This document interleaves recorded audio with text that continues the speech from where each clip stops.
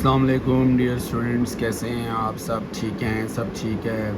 बहुत दिनों बाद मुलाकात हो रही है इंशाल्लाह। आज हम न्यू टॉपिक को डील करेंगे आपके पास। हम लोगों ने डियर स्टूडेंट्स केमिकल बॉन्डिंग का चैप्टर स्टार्ट किया हुआ, ठीक है। और केमिकल बॉन्डिंग के चैप्टर के अंदर डियर स्टूडेंट्स हम लोगों ने जो आज अपना बेसिकली जो उसी का ही सब टॉपिक डील करना है। And that is basically the second type of you can से बच्चे सेकंड टाइप ऑफ हाइब्रिडाइजेशन को हम लोगों ने डील करना है और उसको हम स्टार्ट करेंगे बच्चे। आज का जो हमारा टॉपिक है that is basically you can say that the topic today the topic we are going to deal is basically sp2 hybridization। sp2 hybridization को हम लोगों ने क्या करना है, आपके पास डील करना है कि sp2 हाइब्रिडाइजेशन क्या होती है, इसके अंदर मॉलिक्यूल फॉर्मेशन क्या होती है, ठीक है।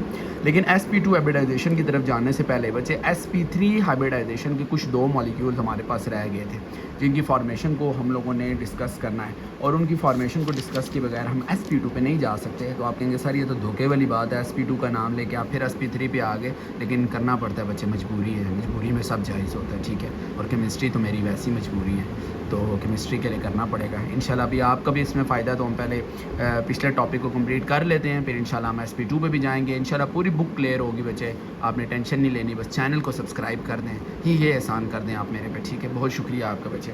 sp2 हाइब्रिडाइजेशन के ऊपर हम लोग बच्चे जो सेकंड sp3 हाइब्रिडाइजेशन की मॉलिक्यूल को हम लोगों ने डील करना है। डैट इज़ बेसिकली बच्चे formation of water molecule. That is formation of water molecule को हम लोगों ने क्या करना है, आप लोगों ने डील करना है। फॉर्मेशन ऑफ वाटर मॉलिक्यूल क्या है बच्चे, और इसमें कैसे इन्वॉल्व है, कौन सी हाइब्रिडाइजेशन इन्वॉल्व है। तो बच्चे फॉर्मेशन ऑफ वाटर मॉलिक्यूल की तरफ जाने से पहले सबसे पहले आप लोगों ने पहले स्टेप में ऑक्सीजन की इलेक्ट्रॉनिक कन्फिग्रेशन करनी है। डैट इज़ बेसिकली 16 और 8, और अब आप इसकी इलेक्ट्रॉनिक कन्फिग्रेशन करेंगे तो सबसे पहले आपने ग्राउंड स्टेट में करनी है 1s2, the second one is बच्चे 2s2, the third one orbital जो आ रहा है इसके अंदर 2px 2py, और लास्ट में जो हमारे पास बच्चे ऑर्बिटल आएगा that is basically 2pz orbital आपके पास आ गया।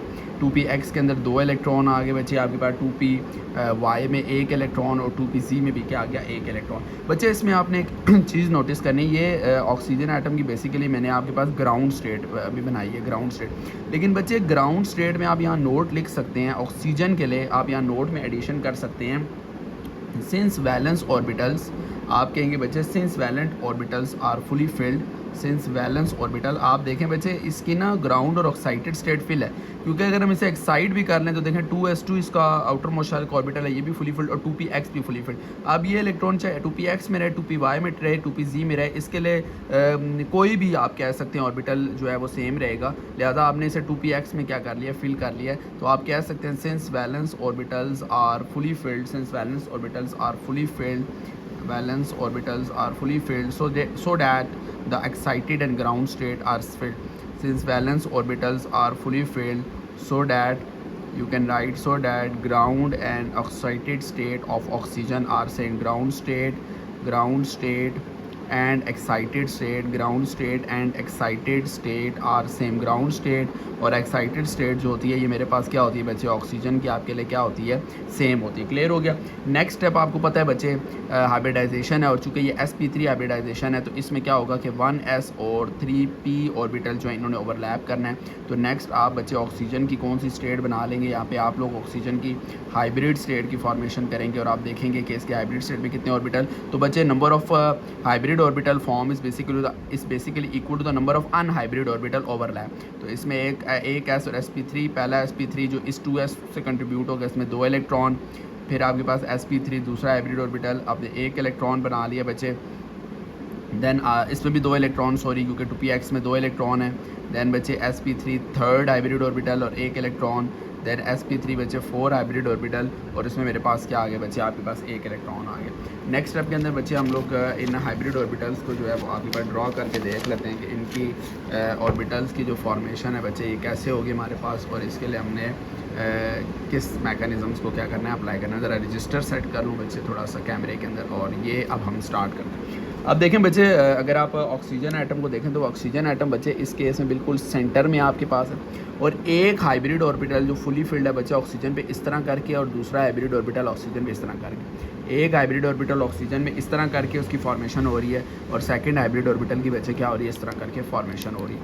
हमें पता है बच्चे ऑक्सीजन जो है वो हाइड्रोजन के 1s ऑर्बिटल के साथ ओवरलैप कर रहा है, क्योंकि फॉर्मेशन आप H2O की डील कर रहे हो तो इसमें 2 हाइड्रोजन एटम भी इन्वॉल्व हैं। अगर मैं हाइड्रोजन की बच्चे इलेक्ट्रॉनिक कन्फिग्रेशन लिखूँ तो 1 1 and hydrogen basically 1s1। Second hydrogen का जो ऑर्बिटल है बच्चे that is also half filled और ये 1s1 आ जाता है। तो आप देखें कि इस तरह करके ये 1s1 इस हाइब्रिड ऑर्बिटल के साथ इस तरह करके क्या कर रहा है, ओवरलैप कर रहा है। दो जो अनपेड इलेक्ट्रॉन है जिनको आप पेड इलेक्ट्रॉन जो लोन पेयर ऑफ इलेक्ट्रॉन है वो इस हाइब्रिड ऑर्बिटल में मौजूद है। इन दफ़ा हमें पता है ऑक्सीजन के ऊपर 2 लोन पेयर ऑफ इलेक्ट्रॉन भी होते हैं। दूसरा जो हाइब्रिड ऑर्बिटल है वो इधर sp3 में मौजूद है, लेकिन यहाँ पे बच्चे आप देखें कि बॉन्डिंग हो रही है, यानी इधर इस ऑक्सीजन का sp3 हाइब्रिड ऑर्बिटल जो है ये इस हाइड्रोजन के 1s ऑर्बिटल के साथ ओवरलैप कर रहा है, ठीक है। एंड सेकेंडली बच्चे यहाँ पे आप देखेंगे कि ऑक्सीजन का सेकंड जो हाइब्रिड ऑर्बिटल है ये हाइड्रोजन 1s के साथ क्या कर रहा है, ओवरलैप कर रहा है, ये हाइड्रोजन के ऑर्बिटल। ये बच्चे आपके पास वाटर की क्या आ जाती है, हाइब्रिडाइजेशन से ज्योमेट्री। अगर बच्चे मैं वाटर की इस मॉलिक्यूल की ज्योमेट्री की बात करूँ तो बच्चे ज्योमेट्री हम वेस्पर के अंदर फुली पढ़ के आ चुके हैं। इसमें 2 लोन पेयर हैं, 2 बॉन्ड पेयर हैं और बच्चे ये ज्योमेट्री बेसिकली आपके पास टेट्राहेड्रल ज्योमेट्री है। इस वाटर की ज्योमेट्री आपके पास टेट्राहेड्रल ज्योमेट्री, लेकिन शेप इसकी सेम नहीं है since it's an irregular system. तो shape and geometry are different और शेप इसकी बेंड शेप है बच्चे, वी शेप या बेंड शेप आप इसकी शेप को कह सकते हैं, ठीक हो गया। सेकेंडली बच्चे अगर आप इसमें बॉन्ड पेयर की बात करें तो इसमें 2 बॉन्ड पेयर हैं। इसमें लोन पेयर की मैं बात करूं तो बच्चे 2 लोन पेयर हैं और जो बॉन्ड एंगल बच्चे ऑक्सीजन एटम इसका बनता है आपके पास, बॉन्ड एंगल की अगर हम बात करें तो बच्चे 104.5 डिग्री इसका क्या रखता है, बॉन्ड एंगल बनता है। नेक्स्ट बच्चे सेकंड मॉलिक्यूल की तरफ हम लोग जाएंगे, sp3 हाइब्रिडाइजेशन। उसके बाद इस टॉपिक को कंक्लूड करेंगे और sp2 न्यू टॉपिक की फॉर्मेशन करेंगे जिससे मैंने आपका वादा किया है, ठीक है। और देख लेते हैं हम बेसिकली बच्चे फॉर्मेशन ऑफ, यू कैन से the second topic is basically formation of NH3 molecule. NH3 molecule की फॉर्मेशन को हमने क्या करना है बच्चे, डील करना है। क्लियर हो गया। चलें बच्चे अगर NH3 की फॉर्मेशन भी हम लोग देखें तो आपने सबसे पहले नाइट्रोजन एटम की बच्चे नाइट्रोजन एटम की इलेक्ट्रॉनिक कन्फिग्रेशन लिखनी है और आपको पता है सबसे पहले इसकी स्टेट अनएक्साइटेड स्टेट यानी ग्राउंड स्टेट आप इसे कह सकते हैं, उसमें आप इसकी इलेक्ट्रॉनिक कन्फिग्रेशन लिखेंगे। नाइट्रोजन में बच्चे 1s2, second one is 2s2 and बच्चे third one is you can say 2px and it contains 1 unpaired electron, 2py it contains 1 electron and 2pz बच्चे it also contain 1 unpaired electron। बच्चे इसमें भी हम देखें तो बच्चे इसके ये स्टेबल है, इसके जो तीनों वैलेंस ऑर्बिटाल हैं ये अनपेयर्ड है, ठीक है, और ये हाफ फील्ड है और 2s2 फुली फील्ड है। लिहाजा इसकी ग्राउंड और एक्साइटेड स्टेट दोनों के हैं आपके पास सेम है, क्योंकि इसने जाकर भी यहाँ पे पेड ही होना है, लिहाजा ये यहीं पर ही स्टेबल रहेगा इलेक्ट्रॉन, ठीक है। इसकी ground and excited state is same. अब अगर बच्चे मैं इसकी हाइब्रिड स्टेट की बात करूँ, नाइट्रोजन 14 7 और ये इसकी मैं हाइब्रिड स्टेट की फॉर्मेशन करना चाह रहा हूँ, यानी NH3 मॉलिक्यूल के हाइब्रिड स्टेट की मैं फॉर्मेशन कर रहा हूँ। तो बच्चे ये मेरे पास बना यू कैन से 1s, चूँकि energy of unhybrid orbital is always greater than hybrid orbital. Hybridization leads to the stability of orbital, hybridization leads to decrease in energy of the orbital. तो वन अनहाइब्रिड की energy hybrid orbital से ज़्यादा है since they are unstable, hybrid orbital more stable. Hybrid orbitals को आपने नीचे बनाना है, sp3 वो एनर्जी में ऊपर है, इस तरह आप एरो एनर्जी भी शो कर सकते हैं। sp3 2 सेकेंड बचे sp3 1 एक ऑर्बिटल, देन sp3 बचे आपके पास क्या आया 1 आ गया एंड लास्ट में बचे आपके पास sp3 क्या आ गया 1 ऑर्बिटल आ गया। अब बच्चे हम इसकी फॉर्मेशन को देख लेते हैं, sp3 की फॉर्मेशन को। तो नाइट्रोजन एटम बच्चे बिल्कुल हमारे पास इस तरह करके आपके पास क्या आ रहा है बच्चे, आपके पास सेंटर में मौजूद है, ठीक है। नाइट्रोजन के ऊपर एक ऑर्बिटल इधर आ गया, एक इधर आ गया, एक इधर आ गया और बच्चे एक मेरे पास बेसिकली आप कह सकते हैं कि आपके पास जो हाइब्रिड ऑर्बिटल है बच्चे उसकी फॉर्मेशन आपने क्या कर ली, इस तरह करके इधर हाइब्रिड ऑर्बिटल की क्या कर ली, फॉर्मेशन कर ली। क्लियर हो गए बच्चे।